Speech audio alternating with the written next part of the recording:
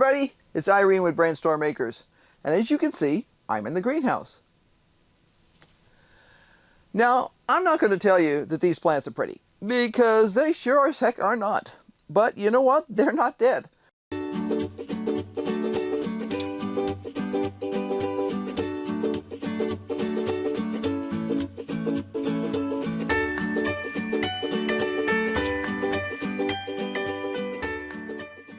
More important, the tomatoes have not frozen.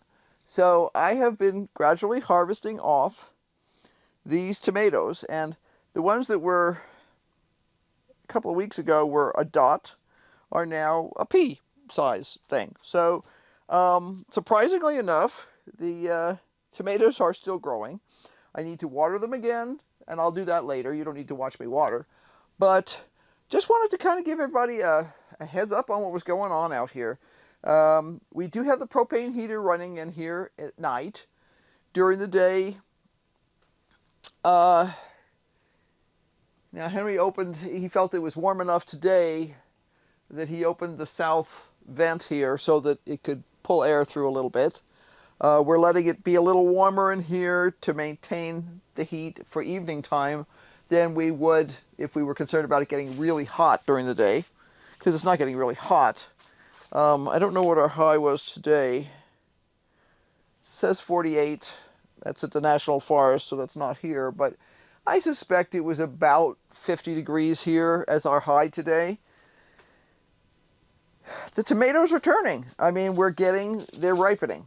Some of them are just barely getting that little tiny bit of blush that tells you that they're going to turn, and others are, you know, becoming vibrantly orange and red. We did harvest. We've had very cold weather. We harvested down just a few of the really ripe ones the other day, just to make sure they didn't freeze, because we weren't sure, you know, how cold it was going to get in here. And I'm thrilled. Plants look really ratty, and I can see there's now some more branches that I could remove, and I need to spend the time to do that. Not necessarily on camera, but I need to spend the time to do that. The nasturtiums have pretty well had it. This has been frosted here, you can see, but there's other sections that are semi-protected that are still producing beautiful flowers. So really, I'm just going to kind of leave those be. The basil here, this is the Johnny's basil that I mentioned in a previous video. It is pretty well bit by the frost, and the Thai basil is definitely toast. So we're not watering in here except by hand now, so it doesn't really matter. I just can kind of move around things. What I need to do is I need to take out the Thai basil, because that's just holding space right now, and I need to be planting my brassicas. I am way behind. By this time last year we were almost harvesting, and it just is what it is. Can only focus on so many things at a time, and this year I'm focusing a little bit more on my business than I did last year. So, you know, it's always a trade-off. Some of these plants, like I say, have branches now that could come off. For instance, this chunk over here is not going to produce any more tomatoes. So this whole thing can come off, and that's what I need to do. I need to spend the time to just do that. I did bring out a clean bucket with me today to see if there were any other tomatoes I wanted to just plain pick up today. Like, I'll probably pull guys like this. That's a Shelby, and he's red enough. He's going to definitely, you know, ripen on his own, no problem. This is a Tachi. Same sort of thing. I'll pick a few of these off today, take them in the house, and I may take the time to actually chop off a few of the branches. The cucumber plant is still alive, but it is not setting fruit. It gets, it may not be quite healthy enough. It looks really ratty. but I haven't seen it set any fruit recently. So I'm going to leave it there a little longer just to see if by some chance it does. I don't really expect it to at this point. I was hoping it would, because we didn't really get our full harvest of cucumbers this year because of the way the plants were maintained, or not maintained, I should say, while we were gone. It happens. Anytime you've got somebody else taking care of your plants, you can't necessarily expect them to do exactly what you would do. And that's a problem. So I think I'll do a little cleanup, and that's about it. And I've got, as you can see, I got a handful. Whoops. Tomatoes here. I'm going to take those in the house, and yeah, see what happens. Clippers and a place to throw dead things. This one's perfect for dead things. Yeah, because I might as well save the effort that the plants are putting into some of these branches and take them away. They're not going to produce. They're not going to increase the longevity of the plant in any way. So, and they're no longer bushy enough to really protect anything. As long as the plant is pretty bushy, it will protect some of the fruit, but we're beyond the bushy part now. So I can literally just lop off some of this, and it'll allow the tomato plant to put its effort into the tomatoes that it's already set. We're still having a fairly steady supply of Amanda orange come off here, even though the plant itself looks terrible. We've been really pleased with them this year. They did way better than anticipated, especially since we knew, you know, they catch stuff. They're indeterminate. They don't have any good disease resistance. So, yeah, but you can see I just lopped off a few pieces. It's not going to hurt the plant because there's nothing on those. I've been surprised at this little guy, even though he looks terrible and doesn't have many leaves. He's got green stems and stuff to him, and he is still managing to pump out some tomatoes. I'm getting just a few, but it's still, a few is something, you know, so I think it's kind of cool that we're getting a few of anything at this point. Take this guy off. And that allows me to remove this branch. And putting all the energy that the plant does have into the fruit that it has left. No reason to waste it on essentially dead branches.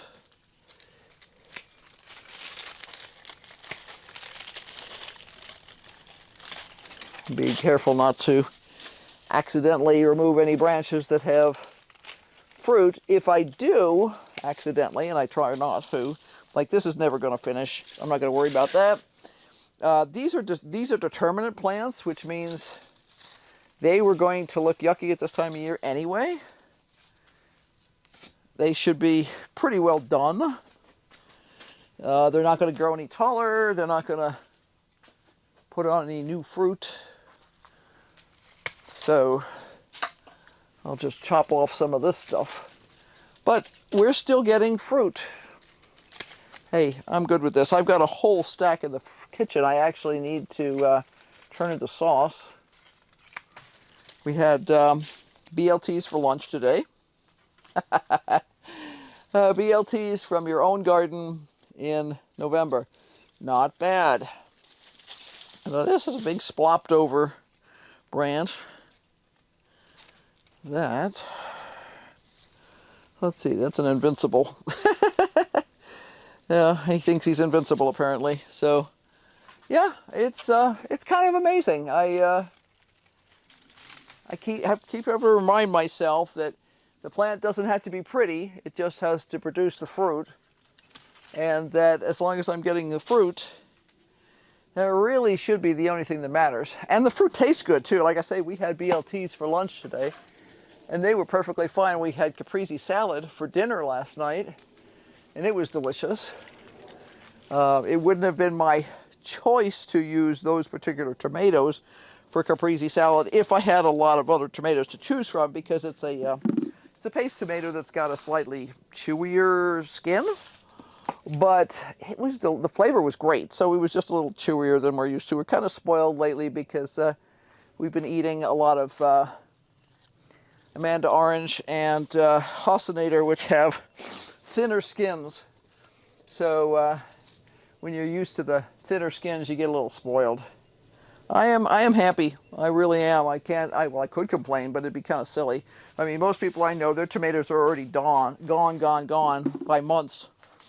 And to be able to say that you're still eating fresh tomatoes out of the garden, even if the garden is in your greenhouse, is in November, is a pretty cool thing, I think.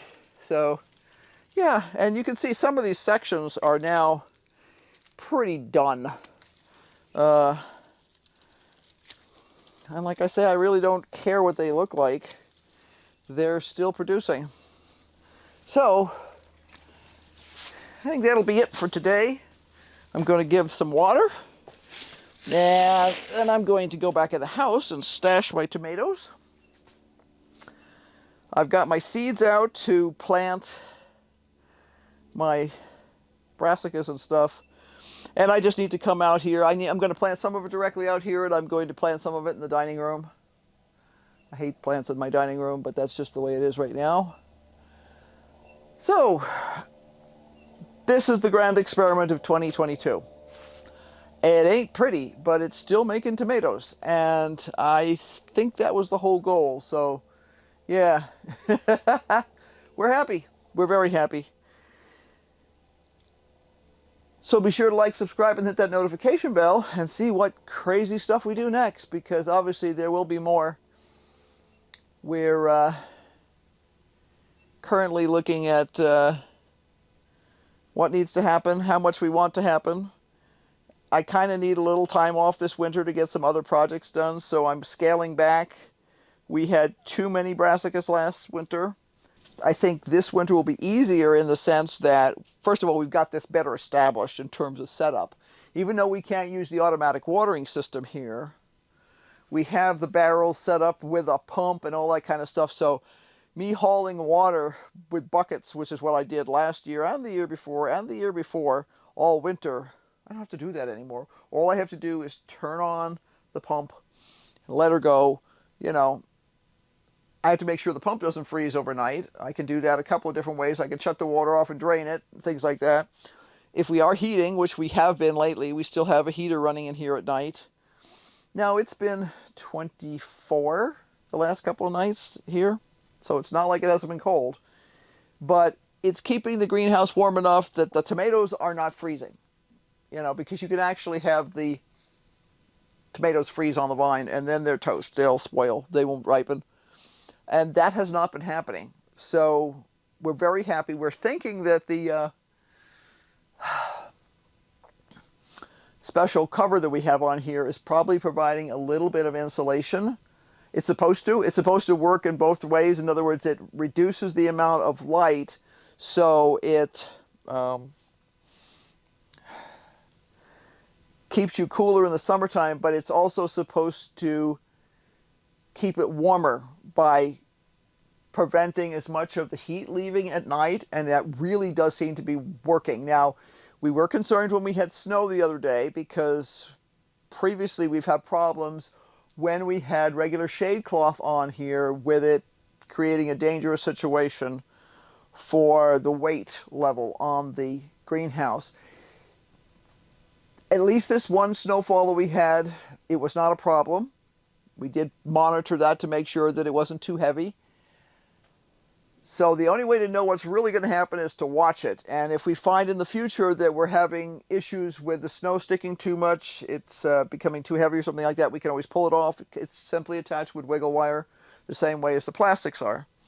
So I can affirmatively report that this seems to be working the way it was supposed to, this weird cloth that we put on top.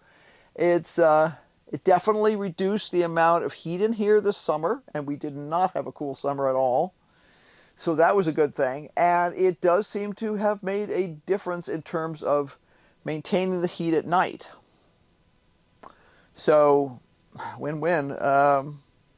Yeah, I had actually sort of forgotten about that, and I was thinking about, well, wait a minute, this is supposed to help in the wintertime too. So with keeping the infrared from leaving as much, it reflects it back into the greenhouse instead of letting it leave as heat. So, until next time, bye.